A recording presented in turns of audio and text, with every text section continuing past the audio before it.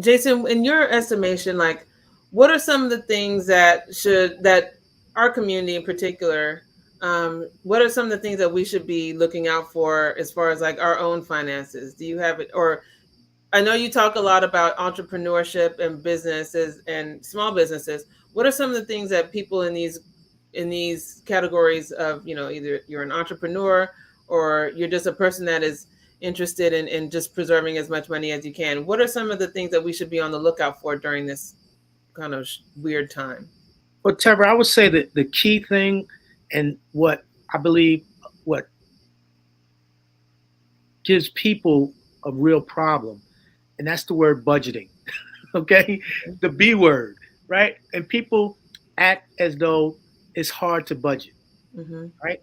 I believe if we can get disciplined on budgeting, if we really understand what our cash flow is, understand what monies are coming in, what our expenses are, and live within our means, we'll be in a better position in a lot of instances. But unfortunately, we have a consumer mindset in a lot of cases in our community. So if we have a consumer mindset and the businesses, the advertisers know this, they're Mm-hmm. going to continue advertising their goods and services. And as individuals with a consumer mindset, we're going to continue overspending and not sticking to a budget.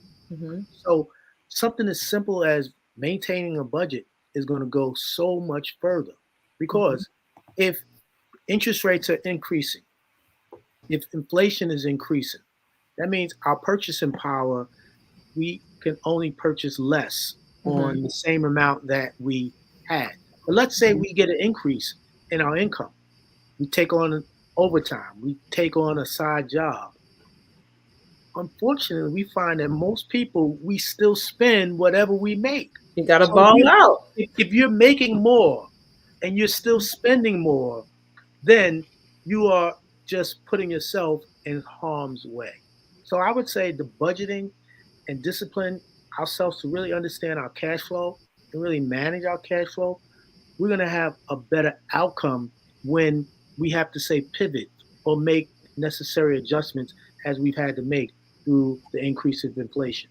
Mm-hmm. Now, in terms of a recession, even if we go to a recession, we still, if we are fiscally responsible Mm-hmm. and we can pull back on certain things, we Mm-hmm. can still manage our living expenses. But unfortunately, people, I have a son who's in the car business.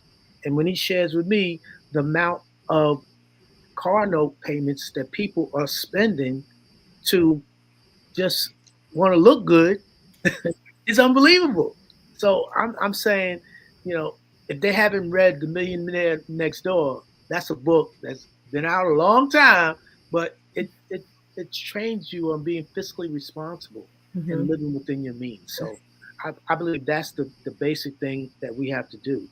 Mm-hmm. And budgeting And one. just to piggyback on that point, so I'm probably the type that I want, I like cars and all of those things, but also I'm married to a husband who has a millionaire mindset, so he keeps all of that like firmly in check. But it's to the greater good, right? We have student loans that we're paying off. We have a mortgage. We have a new baby. We have all of these things that are going on that if I were to have my way, we'd be like completely bankrupt. So somebody has to have the discipline to say no, just no as a full sentence. Um, there's all of these things where if you go back and it was playing again during Black History Month. It was about selling. It's called Selling to the Negro American or something like that, which basically was an old school advertising blueprint on how to make things like Cadillacs and different things attractive to the Black consumer. And this was from like early on in probably the 60s maybe, where it's designed to, because of our own internal um, views on ourselves and how far we've come as either a people or as an individual. We feel like once we get into a certain space, we have to get these things because these are the marks of how far I've made it. And while that could be true, a lot of times we're making these purchases or leasing these vehicles or doing these things without really truly meeting the mark of what where you're trying to look like you are. And Bergen County kind of has that image of being so affluent, and so we have to have this certain thing because we're not this place and we're not that place. But at the end of the day, it doesn't really matter how much your car is worth if there's nothing in your account to back it up, or when it's time to when things get lean, they have to take the car. Now you're back into your square one vehicle or Mhm. on the bus. So I think we have to, it's kind of like a mindset shift overall. But and that could be like a whole nother discussion for another day. But I just wanted to just interject that a lot of it is psychological and has been handed down through the generations, I and think it's you a bring lot up of it's, a very good point, and it's mhm. been handed down.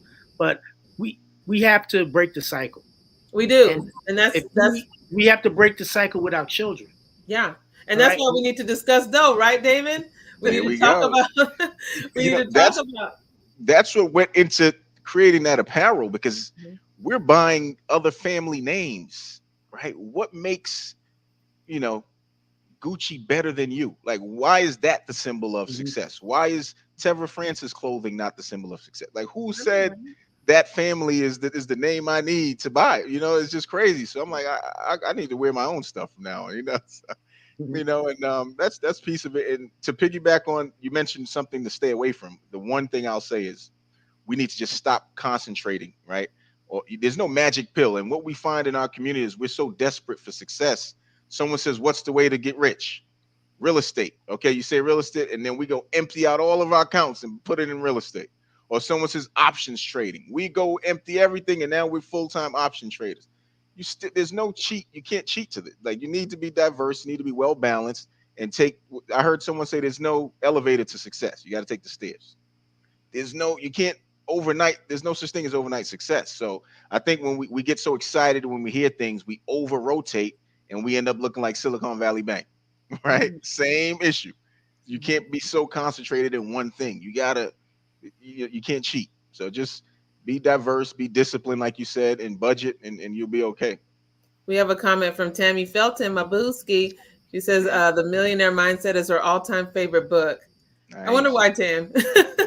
Tammy is the most like level-headed and smart about finances. She should have been on this, but it's so pop up. We'll get you on another time. Hey, good afternoon, Greg. Thank you guys for watching. But yeah, so you mentioned, well, not even you mentioned, Jason. You're a three-time author. David, you have your brand discussed though. Let's talk about side hustles, if you don't mind me calling it that. Yeah, no, let's talk Yeah, about it. let's talk about the is depending on your situation. All of us do our various jobs. I'm a marketing consultant. NJ and Color just kind of took on a life of his own because that's basically my job now. But for those of us who are thinking about adding like an extra income, what are some ways people can kind of shore up their finances through additional means of income? I mean, I'll start. I can jump in. I would say be organic to yourself, right? There's no need for, if I'm a chef, I like cooking, so then start selling cars on the side, right? If I'm a chef, maybe I sell a cookbook, maybe I create a recipe, right? Mhm. Streams of income that's organic to Mhm. what you're doing, where you already have a reputation in that marketplace, right? Mhm. Bank of America, I like to use them as an example, but any Mhm. bank, right? They're doing checking and savings accounts. It's only natural we expand to home loan. That they have side hustles too, right?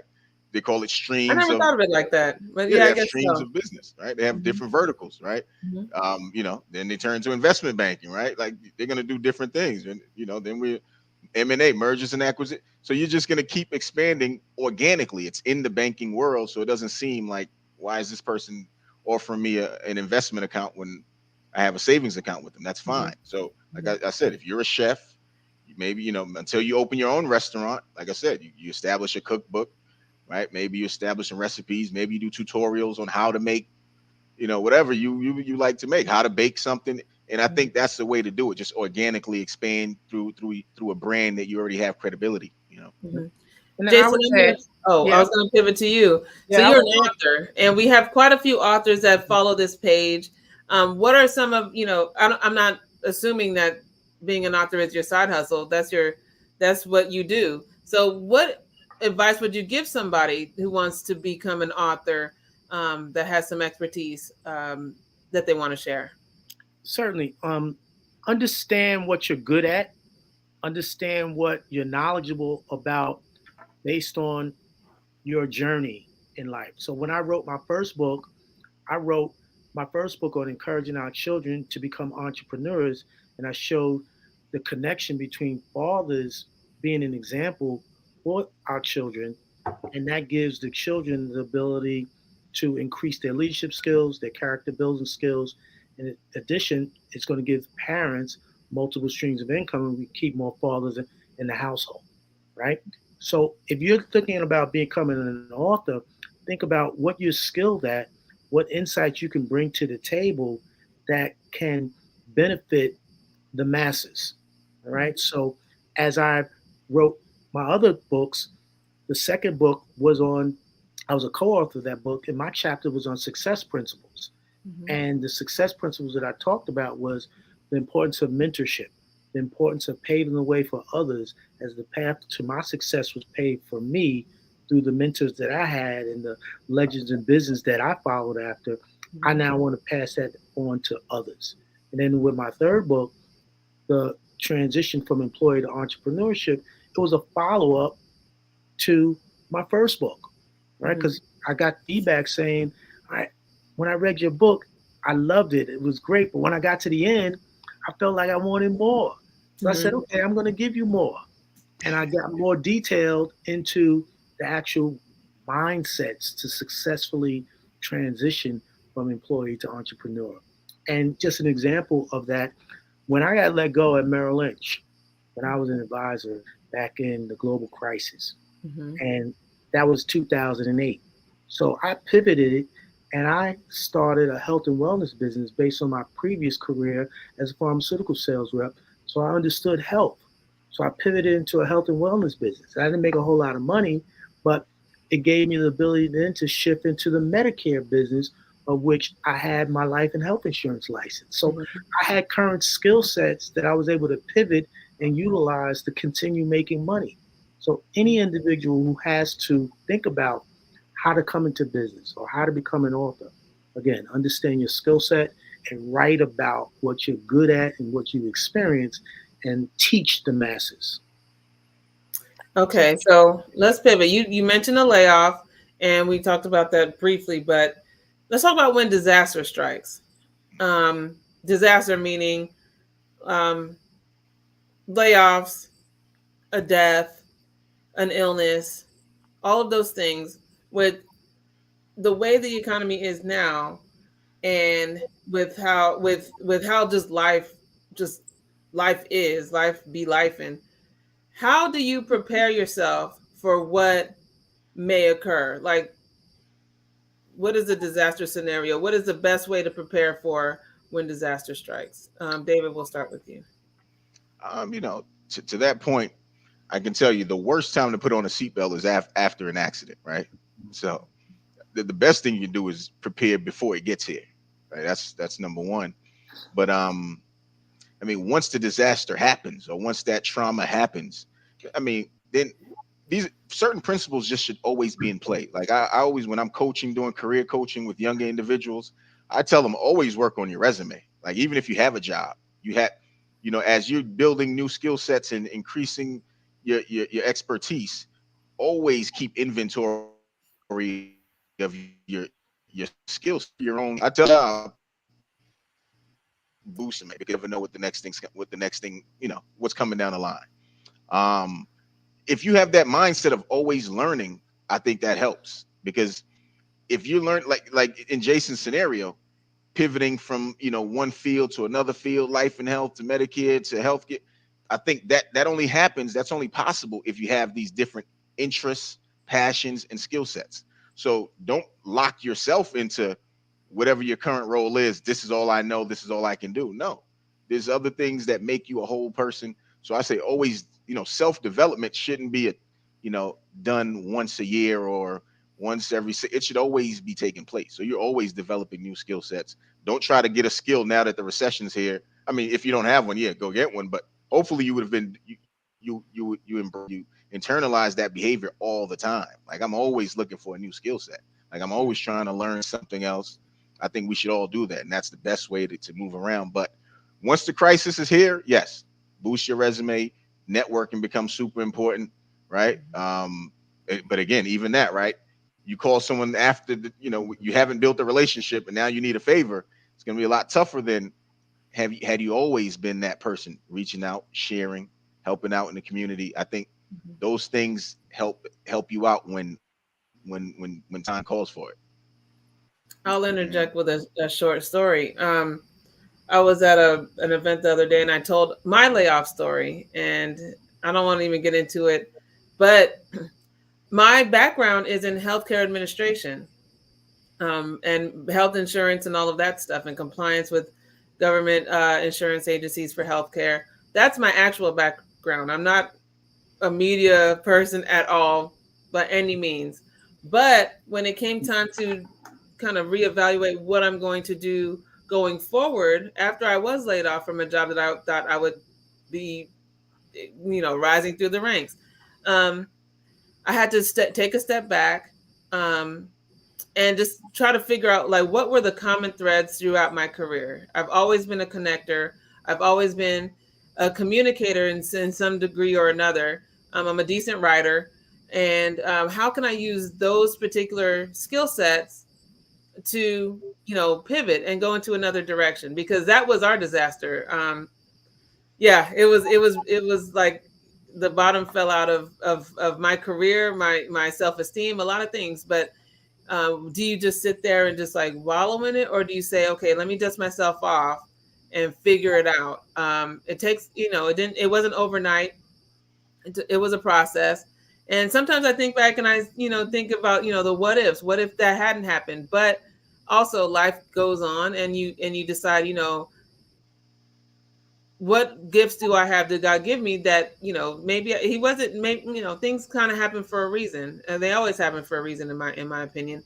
Because maybe if I hadn't, been pushed out, I wouldn't spread my wings and create this platform that helps so many people. So, you know, even though it might seem like a desperate situation, you have to kind of, evaluate within yourself, like, what can you do to move forward?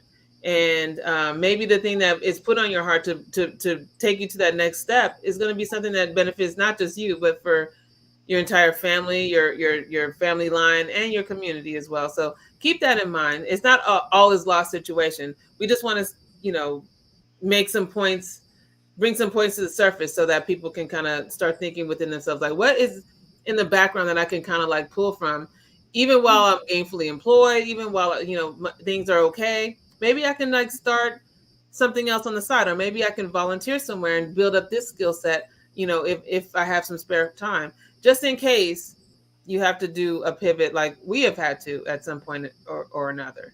So I just wanted to make that point. Jason, did you have anything to add? Yeah, I would definitely add to that, and it's a perfect segue because in terms of volunteering your time, right? So I volunteered my time in professional organizations throughout my career. So Mm-hmm. one of the organizations is National Sales Network, which I've been a member for 25 plus years, currently a board member. And throughout my career, if I needed another job, right, if I got laid off, I had those networks with corporations through the National Sales Network who are always looking for sales talent. Mm-hmm. So, additionally, I would say continue to build your brand. So, even though I've worked from corporations for many years and I've been an entrepreneur and working for myself for a number of years, I'm continuing to build my brand. Therefore, companies are always contacting me through LinkedIn. I get inquiries through LinkedIn on a regular basis every week. All right. Mm-hmm. And that's a result of me building my brand, volunteering my time, building my platform skills. Now, as a public speaker, I gain credibility in the marketplace. Mm-hmm. And as I do that, I'm able to seek out opportunities, even if I'm not even looking for opportunities. Opportunities are coming my way, and Hmm. it gives me leverage to make decisions. So you always want to be in a position where you can make a decision, not having a company make the decision for you, and then you are left figuring out, well, how am I going to now generate income? Yeah. Right. So You know, building your brand and networking within professional organizations has been, my key area of success. And I recommend that individuals do that wholeheartedly. And yeah, one thing I've so learned too is, you being a part of professional organizations is one thing, but even some of our social groups are very much impactful as far as having the connections that we need, because I'm a member of Delta Sigma Theta Sorority Incorporated, and I'm also one of the board development committee people for the Girl Scouts of Northern New Jersey. And through some of these organizations that I've either attended their events or been actually a part of, you meet some really interesting people and really influential people who are also volunteering their time, just like you said, because we don't get paid for any of these things. In fact, some of these things you pay a lot of money for. So to participate in some of these events, it adds up. But just participating when you go to these events, you know, meet somebody that you've never spoken to before. That's how Tammy and I met. Tammy, Tammy's always just an angel in my life. But um, when we met, she didn't know me from Adam, and she came up to me, and we've been friends ever since. And so, don't be afraid to step out of your comfort zone. A lot of us, like, people will think like I'm this extrovert. I am not an extrovert at all. When it's time for me to be home, I am home. But I also understand that in order to get to where I need to be, I have to open my mouth. I have to meet people. I have to shake hands. And is it exhausting by the time I get home? Yes, I'm very tired from being social for lengths of time. But also, I understand that had I not introduced myself to a Tammy or to some of the people that I've met, I don't know where this platform, if this even would have been a platform, because it would be hard to reach people if I was scared to talk to them. So just keep that in mind. Like, it kind of goes down to personality as well, but just pray about it and just put your best foot forward, and just be secure in knowing that everything's going to be okay. I agree with that. You know, Absolutely. and follow So, your passion. Follow your mhm, passion. You always find an opportunity when you're doing things you love. yeah, yeah. So, okay, so we've talked about, layoffs. We talked about what the actual market is doing and your estimation of what's going forward, what might happen going forward. Um, I don't like getting too deep into politics, but yesterday was a big day in New York City. Won't talk about he who will not be named on my platform, but how do you feel people of color, in particular Black people, can navigate the what might be ahead? Because depending on how, where you lean, things are going to change either way. So how can we best prepare ourselves, politically, which the political somewhat always kind of affects the financial. How can we kind of prepare ourselves or shore ourselves up so that if a change comes, we are we are not left, struggling at the bottom. I mean, I'll jump in. I would Mhm. say there's so many people who you speak to them and they say I don't like politics or I don't get involved in politics. First of all, Mhm. your life is controlled heavily by politics, so to just not have an opinion on it to Mhm. me is kind of dangerous, right? So you just someone else is just controlling you, right? You're the puppet on the string, and someone else is telling you what should happen to you. So I think use your voice, right? And you'd be surprised how accessible your local politicians are, right? Their livelihood depends on you as constituents. So reaching out to your local congressperson, I think it matters. It helps.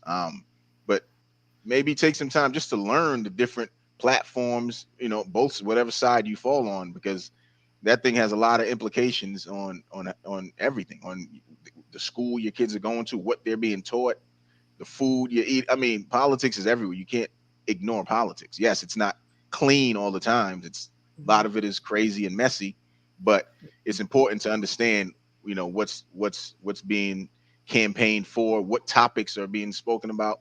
Right? We may not like the players, but there are some real issues that need to be discussed, and you should have an opinion on it. So Yeah. I would say just learn the different platforms and positions, learn about the different parties. These people are dictating things that matter in your life. So why would you not? So Yeah. that's all I have is just learn about it, learn what impacts your community, and make decisions from there. Hmm. And Jason. I would add that, attending community events, attending, say, like caucus weekends. I'm from New York, so a lot of years I used to attend the caucus weekend up in Albany.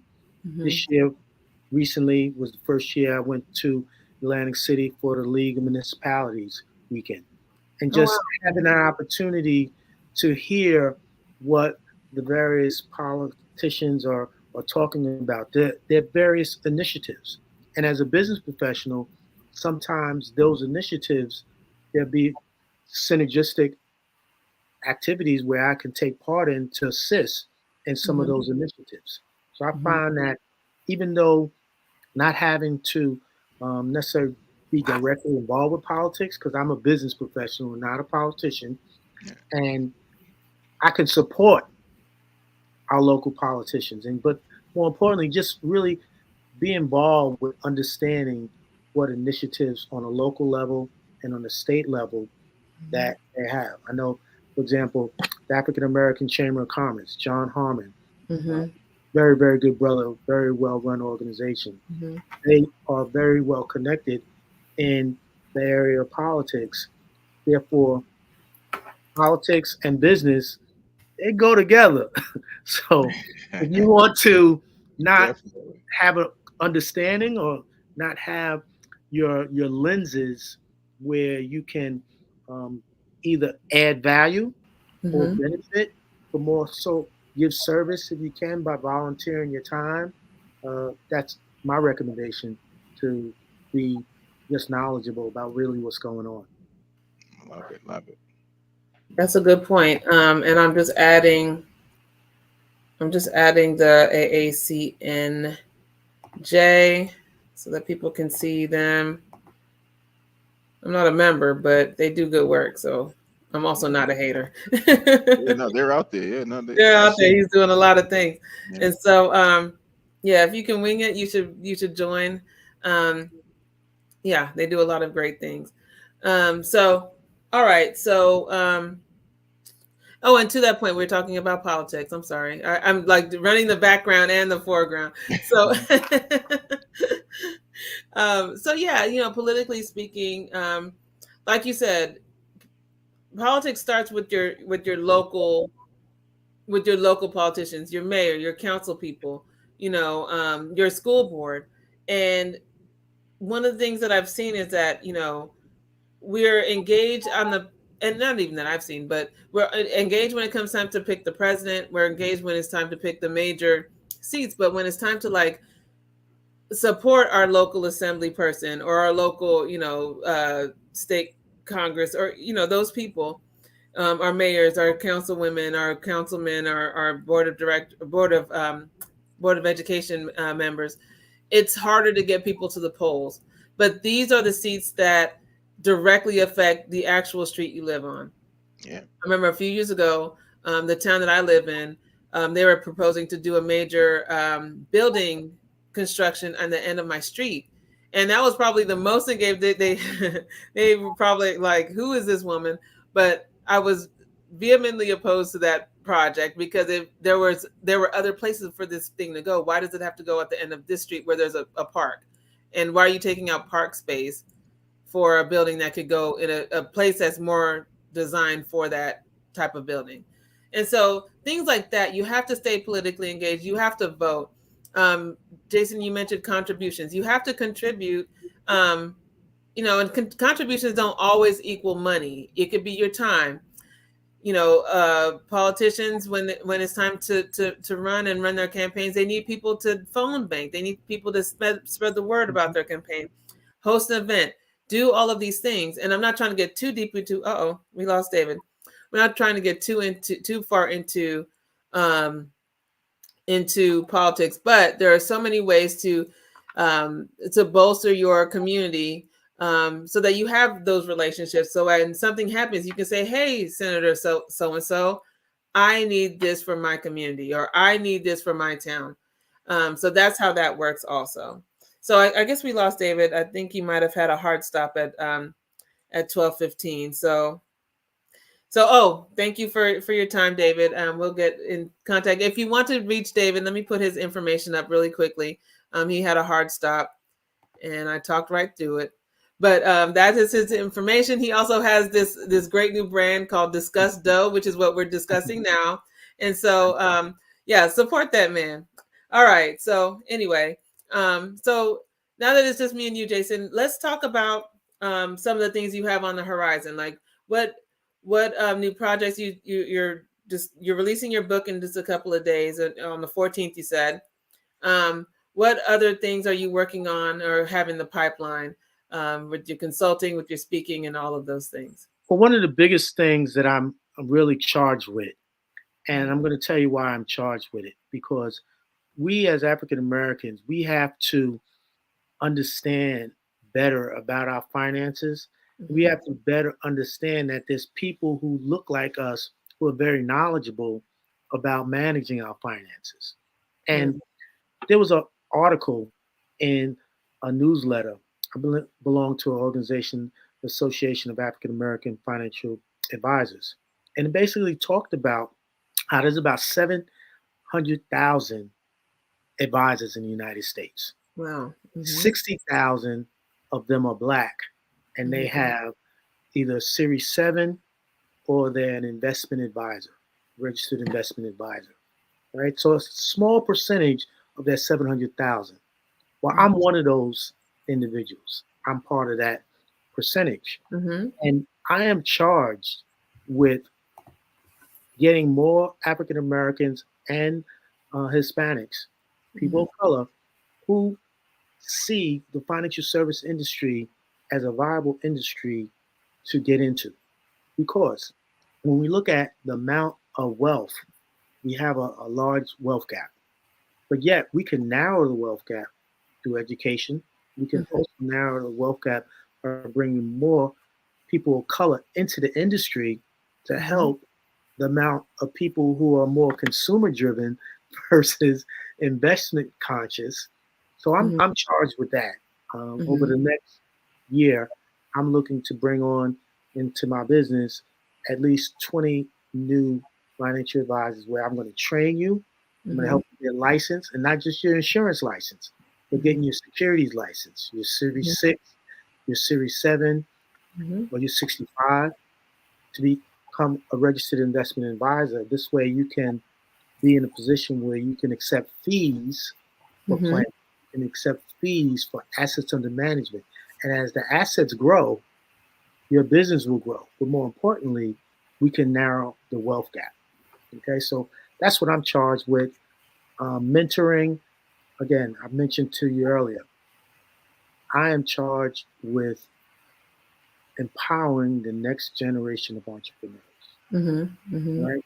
People like Mr. Earl Graves, Oh wow. Reginald, Yeah. Reginald Lewis. I've worked for Mr. Graves, so seeing what Earl he Graves was the founder of Black Enterprise Magazine. that's correct. Mm-hmm. That's correct. Bob Johnson, the BET. Just an enormous amount of individuals who've done a great job with paving the way Mm-hmm. for me to succeed. And Mm-hmm. I'm charged for the rest of my career to pave the way for others to succeed, as the path for my success has been opened by trailblazers in the community. That's good. So we're gonna end on that note. Are there any parting words that you have, even though that was fantastic? Anything else that our audience needs to know going forward, as we, you know, we might be in a reception, we might not be, but what are some final tips or pointers that you want to make for our audience that are watching? Yeah, I would definitely say that, you know, entrepreneurship is not for everyone. However, you should consider entrepreneurship as a viable option to add on to your current income stream. Mhm. And I will also say that do the best that you can to really have those conversations with your children, Mhm. have those conversations with your parents, have Mhm. your conversations and helping to protect your estate. You know, Mhm. getting a will, something as simple as a will. Yet 75% of people in our, not just our community, in Mhm. general, don't have a will. So, getting your estate planning in place is very vital, very key, because we don't know when we're going to leave, No. but we don't want to leave the burden on our loved ones when we leave because we didn't take care of our business. Yeah, and GoFundMe is not life insurance. And also, if you need help with those types of insurance products, our friend Tammy Felton at the State Farm Tammy Felton Agency in Wyckoff, New Jersey, she can help you with that as well. Hey, Tam. So yeah, no, we have to do a better job of educating people on the end of life uh, situations that arise, like probate and all of those things that happen after someone passes. We need to be more literate, and myself included. I have older parents, and so I'm kind of getting into that whole mindset of, okay, what do we do if XYZ happens? So we want to be able to have these conversations more openly, because I think as a people we're just afraid to talk about money because of the trauma that is often associated with it, and I'm so guilty of it. Quick story: when my husband and I, we had just bought our home, and we were doing some financial stuff, and I had to go through all of my student loans and come up with the final total. And I was so anxious. Like, I had to take a walk. I walked like a mile. I was so, like, Mhm. heart palpitations. Like, I couldn't, I was like, he's going to leave me. Oh my gosh, I'm going to be, single again, or what, all of those things that just come into your mind, because there's so much trauma and so much, um, depending on who you are, so many things that have happened negatively have come as a result of the lack of money. And so when we get into a position where we have, to plan ahead, or even get a higher income or something, it kind of brings on a different level of anxiety. But we have to find the tools or the methods to push past that, or get help with that, with a financial planner, with an insurance advisor, all of those things, so that we can kind of work through all the things we have to do. Because no matter what, life happens to all of us, and so being scared is not going to stop it from happening. So you might as well just keep going forward, if that makes sense. Oh, it makes a lot of sense. It makes Yeah. a tremendous amount of sense. I was fortunate being raised by a banker, so money management skills was indoctrinated in me at a young and early age. Hmm. And as a result of that, I've been able to pass on that information to my children who are Hmm. now taking care of my grandchildren.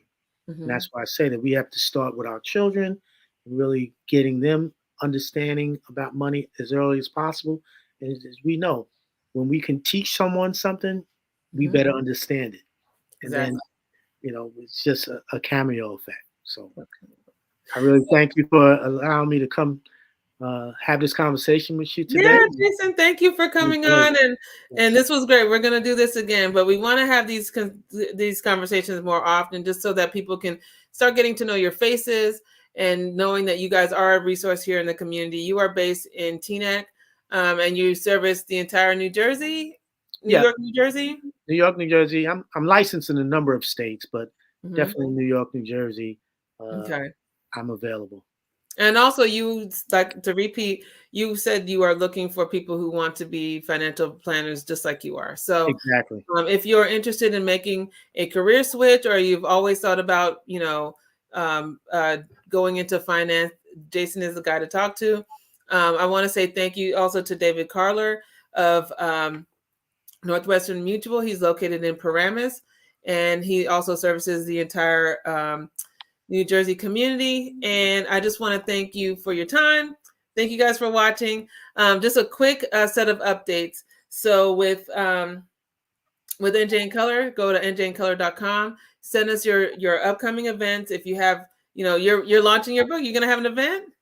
Absolutely. I'm finalizing the location. Okay, well, Um, send it to me. I certainly will. I certainly will.